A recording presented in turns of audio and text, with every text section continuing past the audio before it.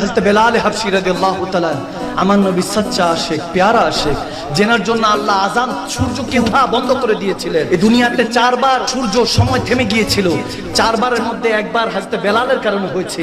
প্রথমবার নবীকে সুবহানাল্লাযী আসরা বিআবদিহি যখন দাওয়াত দিয়ে আওয়াদানা কাবা কাউসাইনে আমার প্যারা আল্লাহ প্যারা নবীকে নিয়ে গিয়েছেন, তখন সময় থেমে গিয়েছিল। প্রথমবার সময় থেমেছে আমার নবীর মেরাজ রজনীতে, সুবহানাল্লাহ পড়েন না। এরপর দ্বিতীয়বার থেমেছে হযরত শের খোদা আলীর নামাজে আসর কাজা যখন হয়েছে, সুবহানাল্লাহ বলেন। তৃতীয়বার বলেছেন হযরত বেলাল হাবশী যখন ফজরের আযান দেয়নি, সুবহানাল্লাহ বলেন। আর চতুর্থবার খাতুনে জান্নাত মা ফাতেমাতুজ জাহরার চুল মোবারক একটু দেখা যাচ্ছিল, পর্দাটা একটু বাতাসের কারণে সরে গিয়েছে। যতক্ষণ পর্যন্ত পর্দা এভাবে ঠিক না করছে ততক্ষণ পর্যন্ত আল্লাহ অন্ধকার করে রেখেছেন, সময়কে থামিয়ে দিয়েছিলেন।